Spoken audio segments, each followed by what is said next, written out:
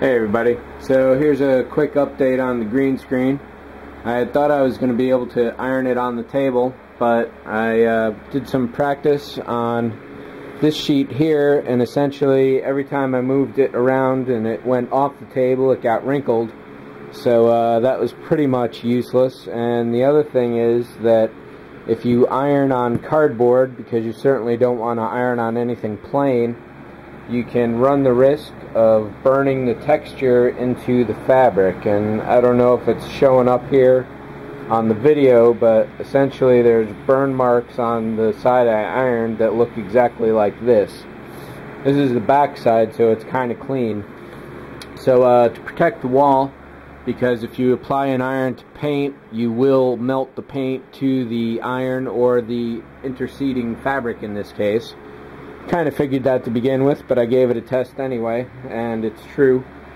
So I put this poster board on the cardboard here and kind of slid this behind the wall and just worked my way around the perimeter, top down, all the way across to the bottom.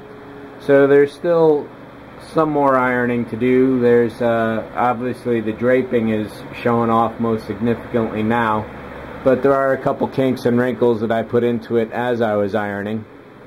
But I really need to build up this wall here, and what I'm thinking now is maybe some 1x2s to make a frame, and then some 1/8 inch or 1/4 inch particle board to make the wall itself. I had thought maybe I could use kind of this heavy cardboard, but it's really going to be too weak to support it. The other thing I did the other day was to pick up some black velvet. I got a roll, well, not a full roll of course, but 44 inch by 5 foot strip, which I then cut down into 12 to 14 inch strips and nailed up top there. So as you can see, that's pretty black, but just to really show you how black that is, here is the original cardboard I was using, and that's pretty freaking white is what it is, relatively speaking. So I'm really glad this is out of there, and I haven't done any tests to see how much light isn't bouncing back now, but it's got to be pretty significant.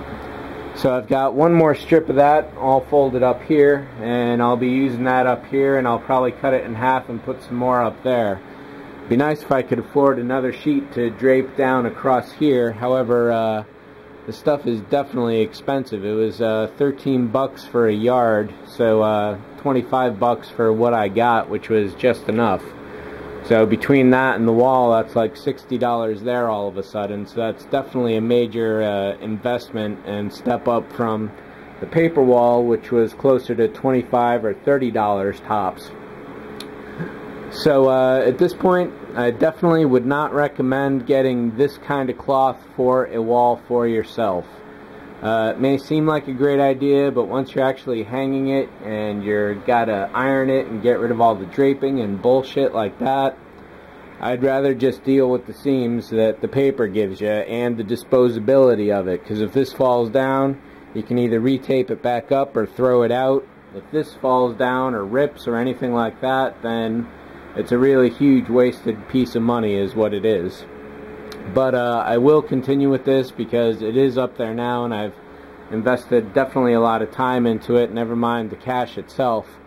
So I got to get a pack of tacks, and those will serve as tracking markers and for getting rid of all that draping. The other thing I'll be doing is that to help kill a lot of this light bounce is I'm going to take this black cardboard, and let's see if I can get the angle here, basically use it as a scrim to block out the light. So that will definitely be a significant change, and it should help bounce some of the light back onto the wall. So maybe I'll double back this so it's white on the light side and black on the other. I don't know yet. Maybe I could even do a green, because I have plenty of that around. And actually the green may be the better idea, because that'll bounce green back on the wall. So we'll see how that goes. I just wanted to give a real quick update. I definitely got some more work to do, and a long way to go. Oh, one of the other things is that one of the forums, I think somebody mentioned I should get a hold of the base of a chair, and that could be a really good tripod mount for swiveling the camera around. And lo and behold, at the place I was just working at, one of the companies next door was throwing out chair bases. So this rolls really smooth on the carpet. We'll see how I can integrate the tripod onto it, or even use it as a stand for the model. I should have got 2 of them, but I ran out of room in the car. So I'm thinking that's pretty much it. I don't want to take up any more time, so see ya.